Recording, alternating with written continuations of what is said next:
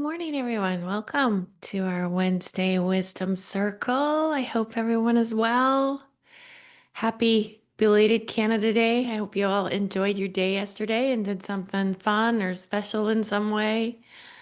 I got the delightful privilege of going to spend the day on a boat with some friends of mine and have a nice dinner together. It was a lovely way to celebrate. And I'm so happy to be here with all of you this morning. So this past weekend, from Thursday actually until Monday, I had the experience of hosting 26 people in recovery, in addiction recovery, on my property. They came to camp. Now these are people from the house where my son got clean in New Westminster, and I am now partnering with that group to open a house here in Peachland, and I will be heading up all of the family programs to help the families because it exponentially increases the likelihood of recovery for everyone when families do the work too. So I'm very stoked about that. But these people came to my property in all different levels of healing. And some of them were only a few days clean. Some of them had been there for a few months.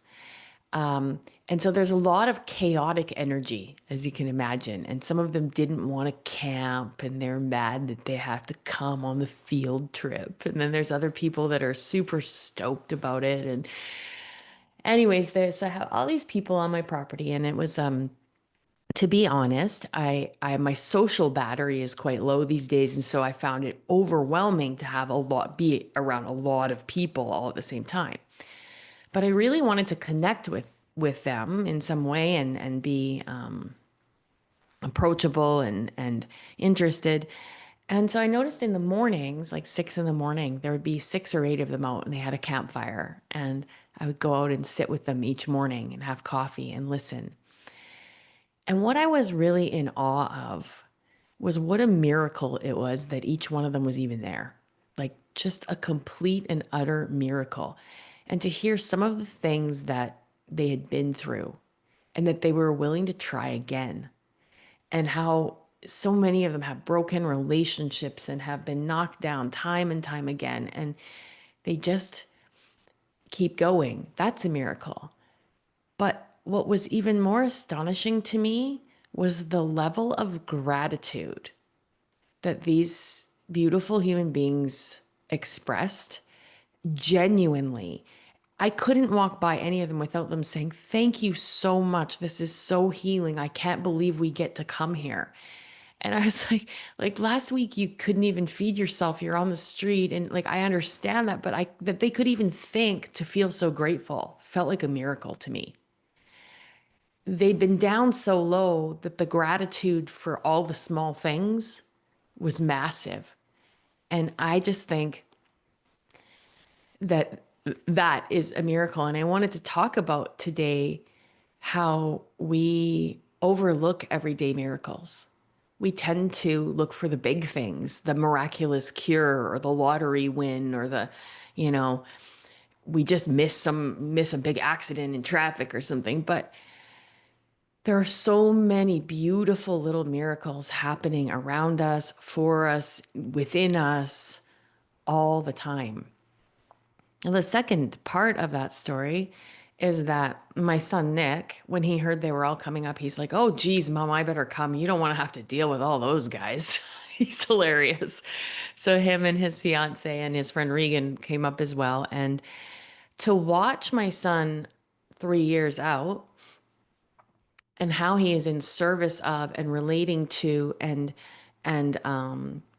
mediating with all of these people, and to see the growth in him. I never dared to dream that he would live, let alone be a functioning member of society, let alone be this extraordinary young man who is in service of others and protecting his mama from all the chaos.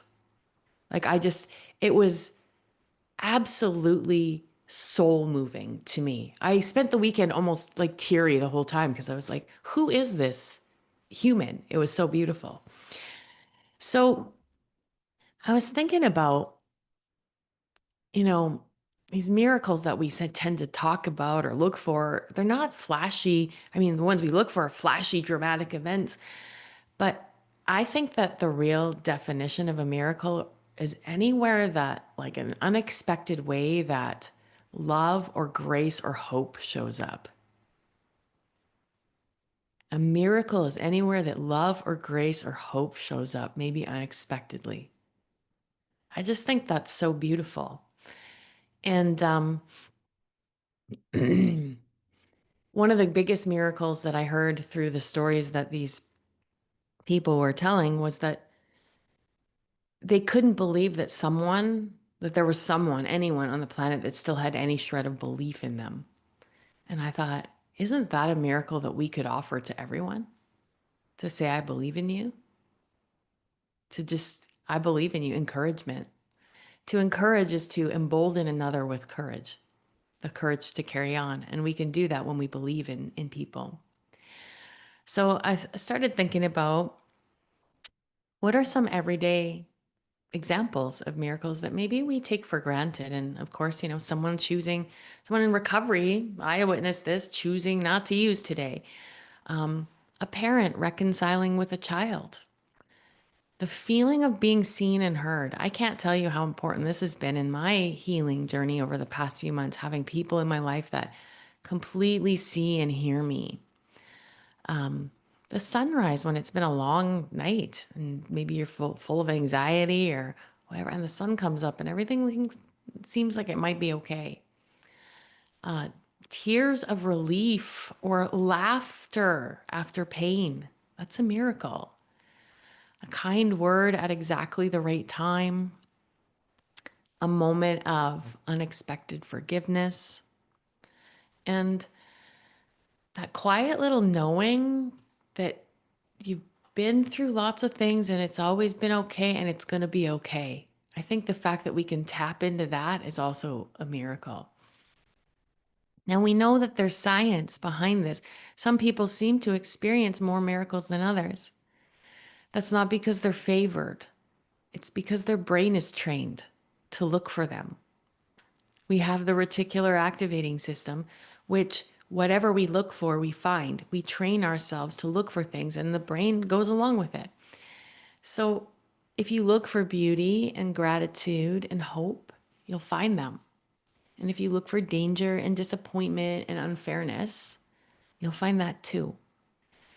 So I think it's very important for us to be in the practice of, we come here and we learn these teachings and maybe practice gratitude, and then we look for more things to be grateful for.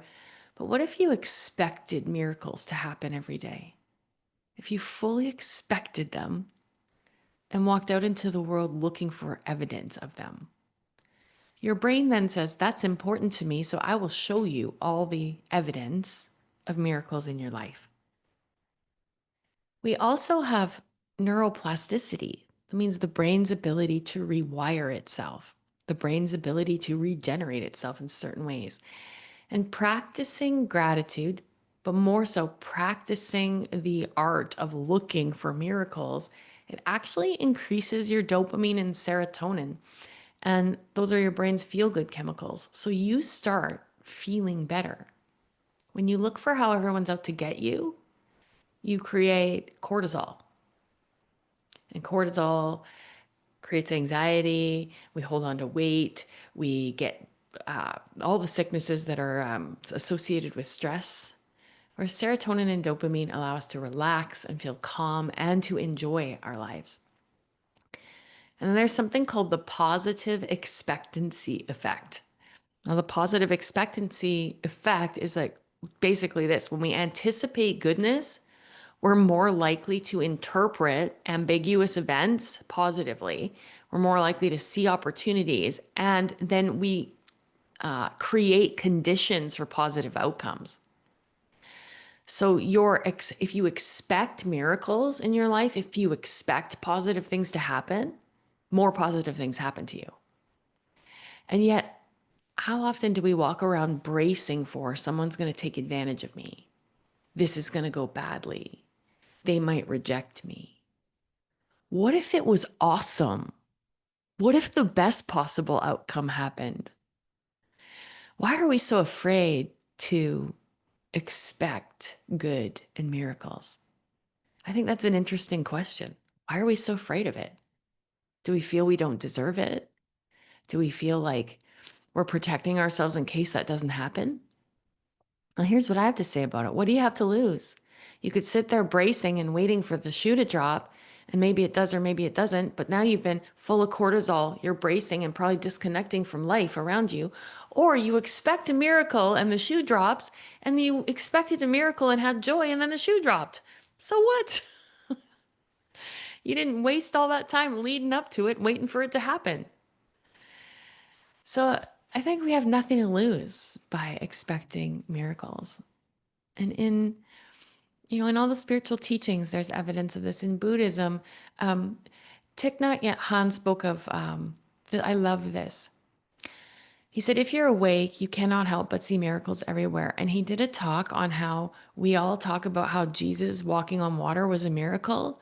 And he's like, you walking on earth is a miracle. How about the miracle of you walking on earth right now? How about the miracle of your lungs breathing in and out and your heart beating without you thinking? Don't worry about walking on water. Like you're a miracle. In yoga, the teaching around this is santosha, which is like contentment or gratitude. And it asks us to really find the enoughness in the moment and the awe and wonder that's all around us now. And even in Christianity, ask and it will be given to you. Seek and you will find. That's from Matthew 7:7. It's an invitation to seek evidence of grace. In a lot of in a lot of spiritual traditions, there's talk of this. Rumi said, "Everything's a miracle. It is only our dullness that prevents us from seeing." Everything is a miracle. It is only our dullness that prevents us from seeing. So, have a few journaling prompts or just things to think about if you find this compelling in any way today. What's one everyday miracle you've witnessed but maybe overlooked at the time? And it's funny, we can look back in hindsight and reclassify things. Who's someone whose continued effort or healing feels like a miracle to you? And what would happen, and maybe your acknowledgement of that feels like a miracle to them. What small gratitude feels big if you really take a minute to sit in it? Sometimes if you actually take a moment to sit in this small gratitude, the immensity of it has an opportunity to arise and fill you right to the nucleus of your cells. And that feeling expanded within you expands your capacity to notice and be present in more miracles. How can you train your mind to notice more of these moments? Well, one of the greatest ways to train your mind to notice more of these moments is to write down 10 things that you're really grateful for every day. But not just write down like I'm grateful for a roof over my head. I'm grateful that there are human beings that are way smarter than me that know how to measure wood properly to build this roof that went over my head. And they were out in the freezing cold and the blazing sun to make sure that my house got done on time. That's a different kind of gratitude than a roof over my head. To actually really think about the depth of gratitude. And then this is like my favorite. What do you think would change if you expected to see miracles every day? If you woke up and you thought, I wonder what miraculous thing is going to happen to me today. How would your day change? And that's my invitation to each of you today is to walk through today and each segment of your day to go into it. I'm going to be going to the yoga studio after this. I have some clients and a couple meetings, and I'm going to go into each meeting and what miracle is going to happen in this segment of my day. So let's meditate and get grounded, get present, because we can't see what's right in front of us if we're off in the future or the past. So close your eyes. Mhm. Take a deep, long breath in through your nose and let it out through your mouth. And another like that. Breathe in through your nose. And we're going to breathe in for 6, 5, 4, 3, 2.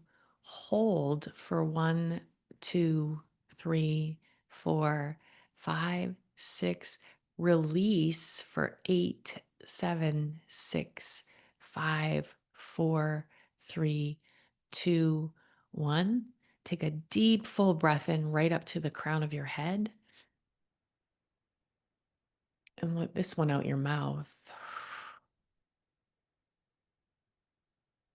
And just let your breath regulate and notice how you can change your state by co creating your breath. You and the divine, the thing that beats your heart, the spirit that has your lungs move in and out.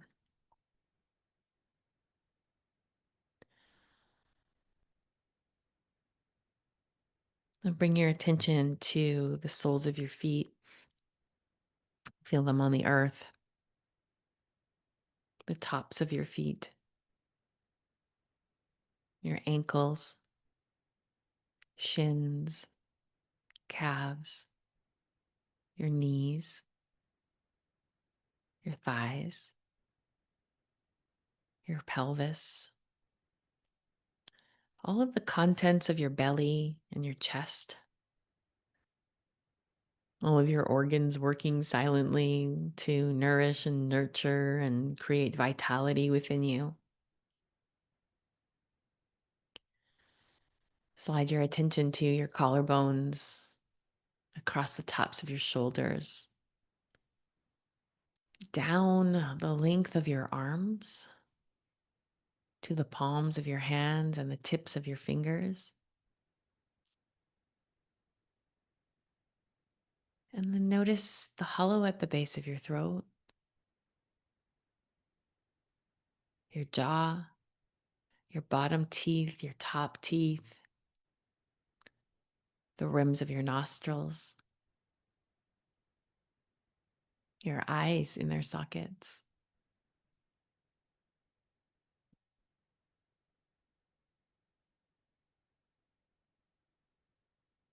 Notice the crown of your head,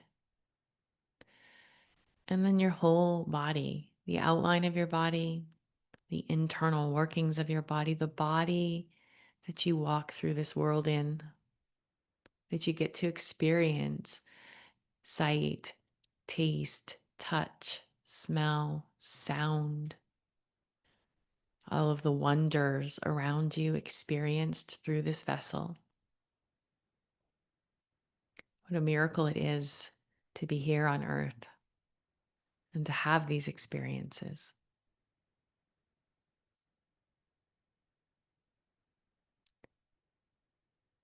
I invite you to simply watch your breath for the next couple of moments and to take time to wonder, to be in awe of the life force that moves into and out of your body.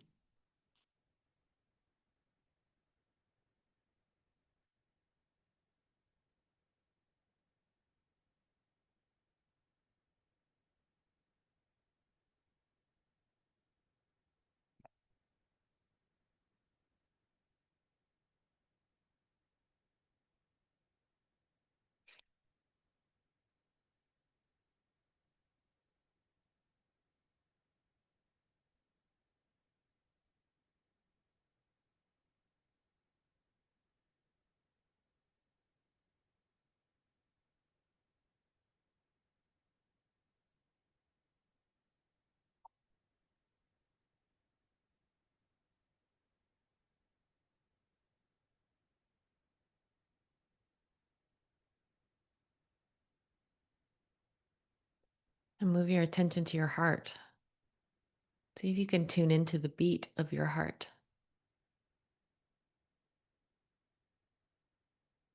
Your strong, steady, capable, loyal heart that beats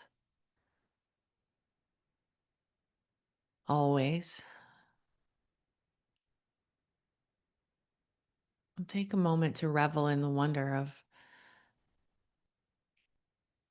your physical heart and your spiritual heart that loves generously.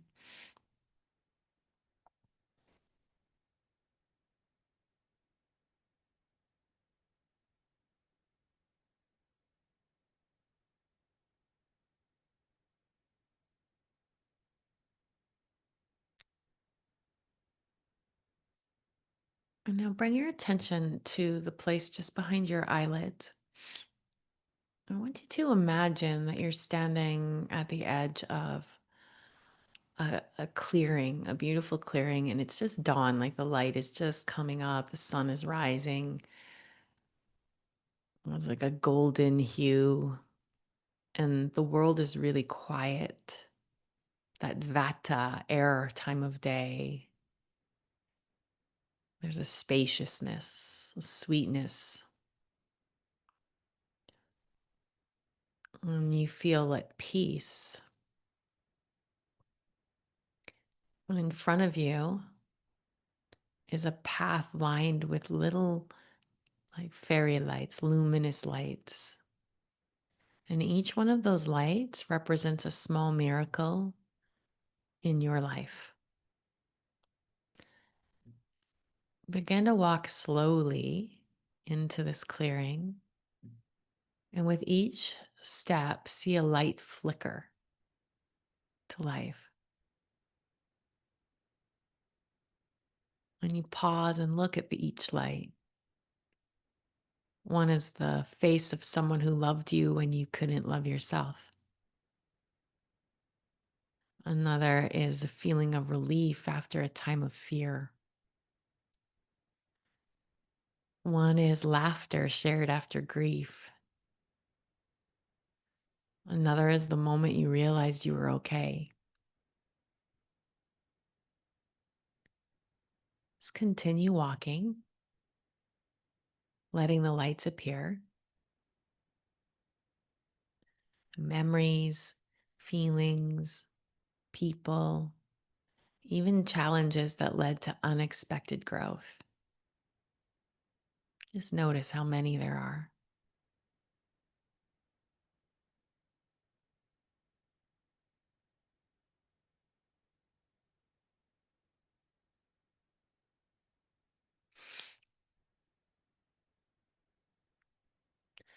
Feel gratitude rising in your chest, expanding in your body, warming you.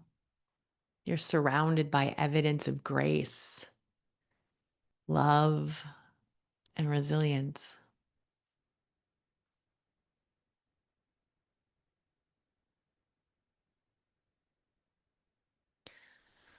And as you look into one of these lights, you realize it's a reflection of you. You see yourself not just as you are, but as the miracle that you are, your breath, your heart, your capacity to choose.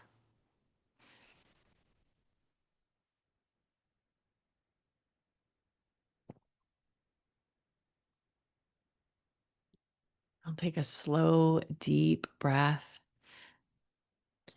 and let the sense of wonder and gratitude fill you.